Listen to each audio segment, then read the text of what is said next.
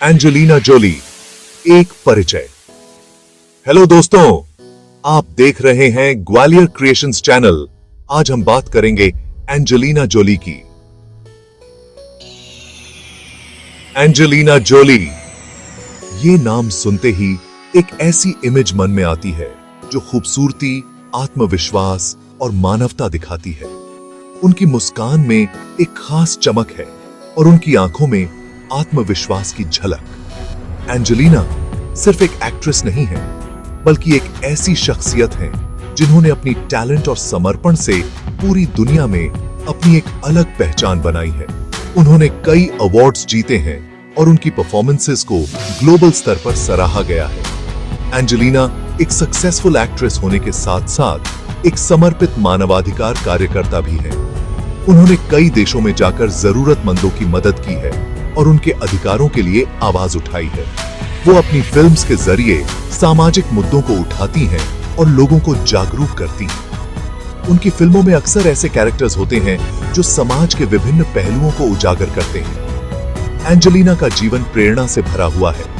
उनकी जर्नी ने कई लोगों को प्रेरित किया है और उनके संघर्ष और सफलता की कहानियां लोगों के दिलों में बस गई हैं। एंजेलिना का जन्म 4 जून 1975 को लॉस एंजलिस, कैलिफोर्निया में हुआ था। उनके पिता जॉन वॉइट भी एक प्रसिद्ध एक्टर हैं। एंजेलिना ने अपने करियर की शुरुआत कम उम्र में ही मॉडलिंग से की थी। उन्होंने 1999 में अपनी पहली फिल्म साइबॉर्ग 2 में काम किया था। एक्शन स्टार से मानवाधिकार चैंपियन तक, एंजेलिना को लारा क्रॉफ्ट, टूम रेडर और मिस्टर एंड मिसेस स्मिथ जैसी फिल्म से प्रसिद्धि मिली। इन फिल्मों में उनके एक्शन सीक्वेंस और करिश्माई प्रदर्शन ने उन्हें एक अंतर्राष्ट्रीय सुपरस्टार बना दिया। एक्शन फिल्म्स में अपनी दमदार भूमिकाओं से उन्होंने दुनिया भर में करोड़ों प्रशंसक बनाए। उनकी फिल्मों ने बॉक्स ऑफिस पर रिकॉर्ड तोड़े और उन्हें एक्शन हीरोइन के रूप में स्थापित किया।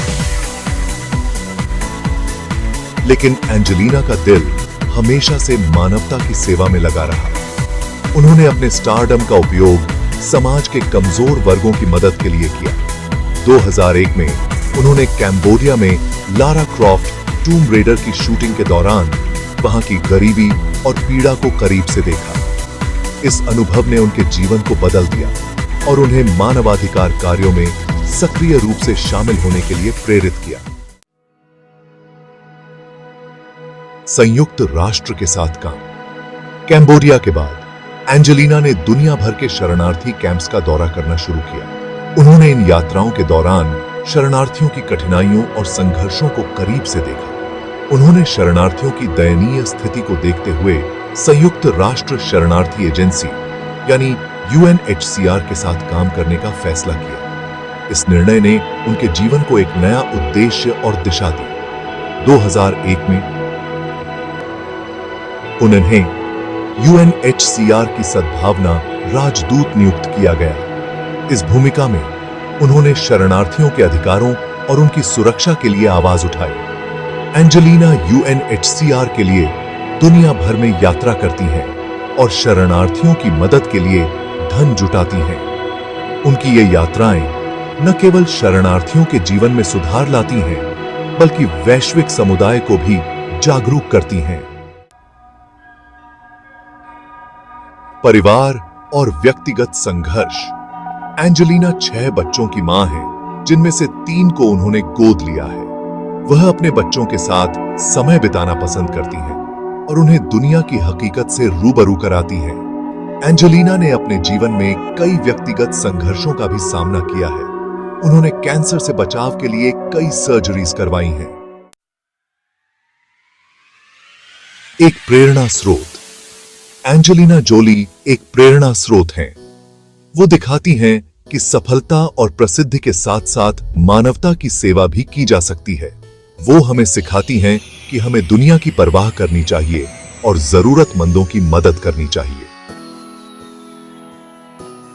एंजेलिना का जीवन एक मिसाल है कि अगर हम चाहें तो दुनिया को एक बेहतर जगह बना सकते हैं। अगर आपको ये कहानी पसंद आई हो तो हमारे चैनल ग्वालियर क्रिएशंस को लाइक, सब्सक्राइब करिए और हमारा मोटिवेशन के लिए कमेंट जरूर करें। थैंक्स।